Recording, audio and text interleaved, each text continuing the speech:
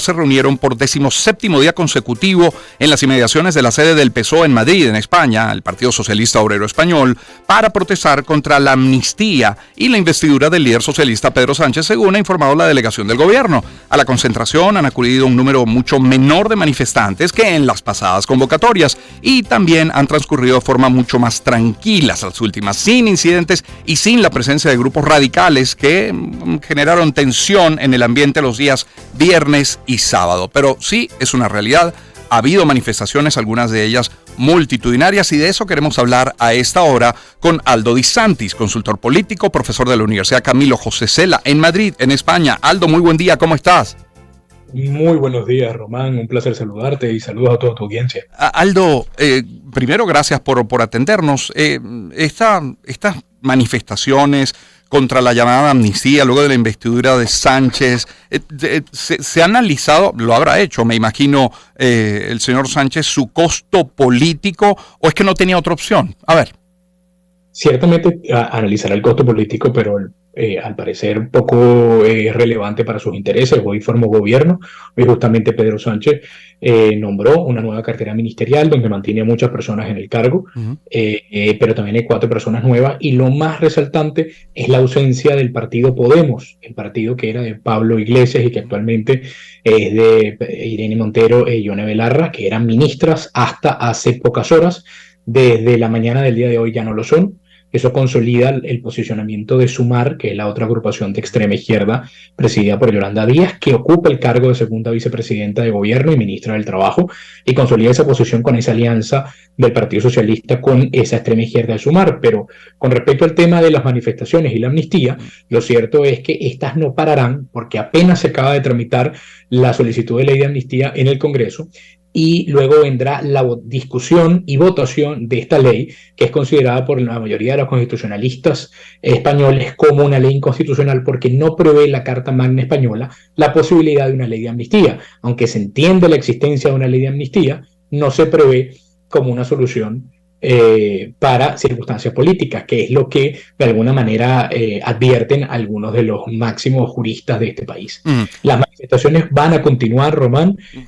Ciertamente son 400 o 500 personas en la sede del Partido Socialista, pero el día sábado hubo una gran convocatoria liderada en ese momento por el Partido Popular y por Alberto Núñez Feijóo alrededor de la plaza de Puerta del Sol, que es un sitio emblemático en Madrid, donde los convocantes, que han sido distintas asociaciones civiles, más el Partido Popular, mencionan que el número fue de alrededor de 1 millón de personas, mientras que las cifras oficiales de la delegación de gobierno de Sánchez, del gobierno de España, las colocan alrededor de 200.000. Siempre esta guerra de cifras, cuando hay convocatoria, pasa en todos lados del mundo, no nos tiene que sorprender. Unos dicen 200.000, otros dicen 1 millón. Lo cierto es que son cientos de miles de personas en España manifestando en contra de una ley que rompe el principio de igualdad para los españoles, y es la gran protesta. No es porque Sánchez haya podido sumar los votos para ser presidente, es que lo haga a través de una ley que le da privilegios a un grupo de personas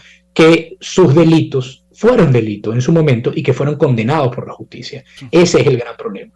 Y por eso, caramba, más de un centenar de escritores, de intelectuales, pues, y además desde distintos ámbitos, no solamente de la cultura, han manifestado en contra de la amnistía. Podemos mencionar a Juan Eslava Galán, a José Calvo Poyato, a Luis Gabás, a José Luis Alonso de Carlos o Fernando Sabater, hasta Miguel Bosé se ha pronunciado. Más allá de las cifras, de la guerra de cifras, es el tema de conversación. ¿Te paras en una esquina en Madrid, por ejemplo, a esta hora, y eso es de lo que se comenta? En ciertos círculos sí, lo cierto es que hay una realidad muy grande, Román, y es que los españoles siguen teniendo los problemas que tienen todos los ciudadanos en todas partes del mundo. Los problemas son la economía, la inflación que en España es de 2 cifras por primera vez en mucho tiempo, de 10 puntos. Lo cierto es que los conflictos armados en Europa, tanto la guerra de Ucrania como Rusia, que continúa, no podemos olvidar que continúa, ciertamente solapada en este momento por el conflicto palestino-israelí, pero esa continúa y por supuesto que afecta la estabilidad de la región y afecta económicamente, y eso es la realidad. Lo que nos preocupa a muchos de los que le venimos haciendo seguimiento a esto en los distintos aspectos, en lo político, en lo económico y en lo social, es que vendrá una legislatura, como se le conoce al gobierno aquí, una legislatura cargada de problemas, porque no se va a discutir cómo mejorar la economía, cómo mejorar las cifras, cómo mejorar los derechos de los trabajadores. Lo que se va a discutir es si se aprueba o no esta ley y luego cómo la aplican los tribunales. Porque si no hay una sentencia del Tribunal Constitucional aprobando la constitucionalidad de esta ley, puede haber lo que se conoce en derecho como el control difuso de constitucionalidad de las leyes. ¿Qué significa esto, Román, para que lo entienda la gente? Significa que un juez de un tribunal penal de la Audiencia Nacional, que es la máxima sala penal en España, puede decidir no aplicar esta norma porque la considera inconstitucional si no hay una sentencia del Tribunal Constitucional previamente.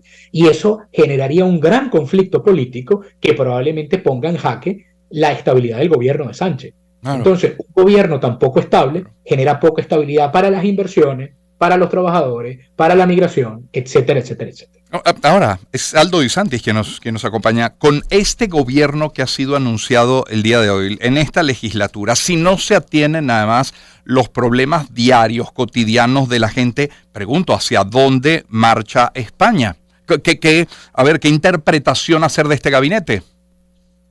Mantiene casi a todos los puestos fuertes en su sitio, mantiene el Ministerio de Interior, de Justicia, de Exteriores, de Hacienda, mantiene casi todos los puestos clave. Eso significa que Sánchez de alguna manera le da un respaldarazo a todos sus ministros y eso mantiene la legislatura en la misma línea que venía trabajando, con la diferencia es que España perdió una oportunidad de oro. En este momento España, desde el 1 de julio y hasta el 31 de diciembre, es presidente del Consejo de Europa. Le toca la silla del Consejo de Europa. España, en lugar de abocarse a asumir una posición de liderazgo en Europa, que podría haberlo hecho ante la ausencia de personas fuertes, de personajes fuertes como Angela Merkel, retirado de la política, o de Macron, que tiene conflictos internos que no le permitieron asumir, España tuvo una oportunidad dorada de asumir una posición privilegiada en Europa para liderar procesos de cambio político en Europa y no pudo hacerlo. Enfocada en la pequeñez política, y lo digo con la responsabilidad del caso, de negociar 7 escaños en el Congreso a cambio de darle la libertad a 7 personas condenadas. Lo grave de esta situación no es la ley de amnistía en sí misma, es que se hizo a cambio de darle el poder y el Palacio de la Moncloa a Pedro Sánchez. Si esta ley se hubiese discutido dentro de un año, esto hubiese sido una posición de un jefe de Estado, tratando de llamar a la conciliación de todos los españoles, buscando liberar de alguna manera las presiones que se generan en Cataluña. Pero cuando se hace para llegar al poder, es un mero instrumento, y es lo que los españoles parecieran no estar dispuestos a aceptar. ¿Cómo queda el rey Felipe VI? El rey ha tenido una posición increíblemente institucional, ha aceptado de alguna manera su rol de no inmiscuirse en la política directamente, pero estoy seguro que cuando llegue la aprobación de la ley de amnistía, de una manera muy mesurada, hará una declaración institucional llamando a la igualdad de todos los españoles. Y eso, los que sabremos leer entre líneas, entenderemos que hay un desacuerdo interno dentro de lo que es la jefatura de Estado. Ya no como casa real, y no como los privilegios que tiene un monarca, porque ahí él se ve un poco envuelto en una dicotomía. Él tiene privilegios por ser monarca, claro, pero al mismo tiempo representa la alta magistratura del Estado, que es ser el jefe de todos independientemente de la política.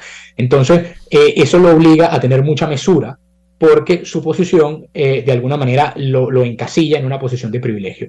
Dicho esto, creo que el rey actuará con la delicadeza del caso. La Casa Real Española es de las casas reales que menos se involucra en política directa desde que está Felipe VI en ese puesto, y lo cierto es que para España se esperan meses de conflictividad, tanto política como social, que profundizarán en las próximas semanas, cosa que te puedo asegurar. Claro. Aldo, muchísimas gracias por este tiempo esta mañana, muy gentil. Gracias a ti, Román, saludos a todos. Feliz día. Aldo Di Santis es consultor político, profesor de la Universidad Camilo José Cela en Madrid, en la capital de España. Son las 6.